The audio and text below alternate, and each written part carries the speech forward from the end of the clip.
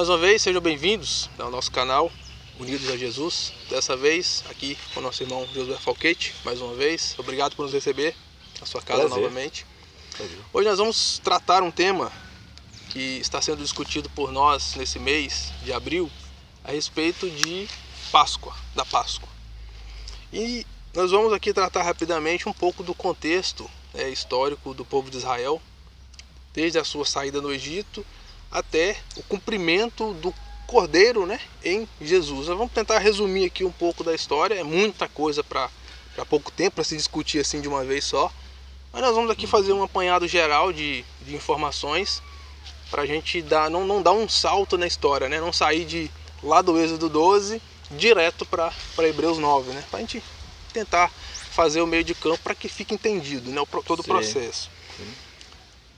Qual a primeira fala do irmão aí, o primeiro apanhado do irmão de introdução para esse tema Páscoa, Nós temos discutido, o irmão Vitório já trouxe o estudo histórico, contexto histórico da Páscoa, quando ele foi instituído aqui em Êxodo 12, o porquê, e muitas pessoas ainda hoje questionam o porquê daquilo tudo, mas teve o seu momento, teve a sua importância, teve o seu sentido, o seu significado. É importante para nós hoje entender aquilo que foi ordenado pelo próprio Criador.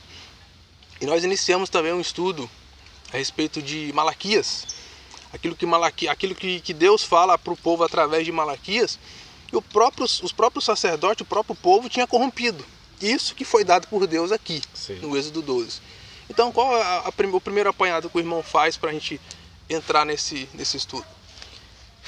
Muito bem, a gente fica de primeira mão encantado aí com a ação de Deus, Você olha para uma coisa aparentemente tão simples, mas revestida de significado tão grande, E a gente vê aquela ação que Deus fez lá. Ele poderia ter feito a libertação do povo lá de uma maneira diferente, mas não, ele usou que a maneira tão simples, digamos assim, um cordeiro, fazer uma festa marcante para ele poder libertar, fazer um marco, Então ele usou essa celebração, que é a Páscoa, para um marco de recordação, de lembrança.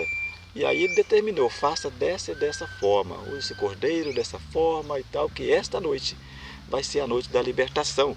Então ele usou essa forma, e o que sabe que realmente causou todo o efeito disso aí não foi o animal em si, os cordeiros que foram mortos ali, mas a obediência à ordem de Deus, o agir dele. Mas ele tratou de deixar algo para marcar a história. É fantástico a gente ver isso aí, Como Deus é perfeito em tudo quanto é detalhe. Não, vou deixar uma festa, algo aqui para marcar.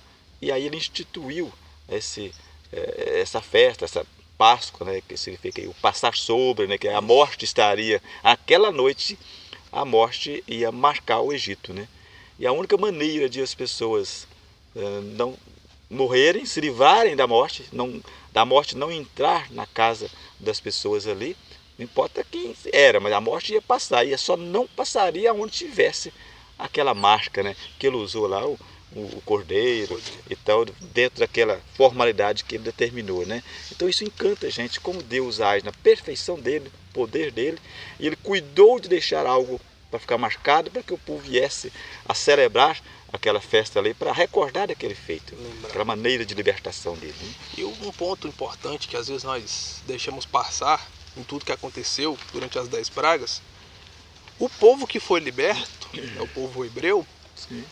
Eles sofreram assim como os egípcios durante as 9 pragas. Sim. Eles estavam no meio. Às vezes nós olhamos a história e entendemos assim, não, as pragas foram só para o povo egípcio. Não. O povo hebreu também sofreu. A questão dos gafanhotos, todas as 9 pragas atingiram também os hebreus. Na 10ª praga, que seria a praga da libertação, se não fosse feito de acordo com o mandado de Deus, a morte também pegaria os primogênitos hebreus. Todos estavam sujeitos à morte. A Deus colocou todo no mesmo nível. A questão ali, o diferencial foi o obedecer. e o fazer direito, né? Sim. Lá em Malaquias, quando Deus trata com o povo, Deus fala bem claro, através de Malaquias, olha, é melhor que vocês não façam do que fazer mal feito. Sim. É melhor fechar a igreja, apaga o fogo aí do altar, não faz nada, do que fazer mal feito. Esse que é a ideia inicial da coisa, não apenas fazer, mas fazer direito. E hoje nós temos aí os famosos judaizantes, né? Que querem trazer isso aqui para os nossos dias. Aí não faz nem uma coisa nem outra. Nem entende a graça e nem cumpre a lei. Sim. Porque não vai conseguir. Jamais. Não tem jeito. Sim. Então, irmão, vamos caminhando aqui na nossa... Eu numerei alguns tópicos, né, para a gente seguir a história. Nós vemos aqui o início da caminhada, logo no Êxodo 12, o início da caminhada de Israel no Egito. Acontece tudo o que acontece. O povo... O faraó deixa o povo ir, e um ponto interessante também que a Bíblia nos conta, que foi o próprio Deus que endureceu o coração de faraó para que não libertasse o povo antes. Precisava de acontecer tudo o que aconteceu, e às vezes a gente acha, não, o faraó esperou até a última instância de Deus. Não, o próprio Deus deu a faraó um coração duro para que ele resistisse, para que acontecesse o que aconteceu, para que Deus realmente mostrasse o seu poder ali. Nós vemos logo em seguida, né, nos capítulos 14 e 15, a travessia do povo ali no Mar Vermelho. Já foi um grande mostra, né, mais uma vez, do poder de Deus, da graça de Deus mostrada ao povo para que ele conseguisse crer, que foi o grande desafio do povo, né? E Deus te encaminhou eles para lá, né? Passou por tanta coisa e não conseguia entender. Não consegui entender. Logo mais à frente nós temos a falta de água. E quando chega no Êxodo 10, Deus dá ao povo os 10 mandamentos. Na verdade, Êxodo capítulo 20. Êxodo 20. Deus dá ao povo, através de Moisés, os 10 mandamentos.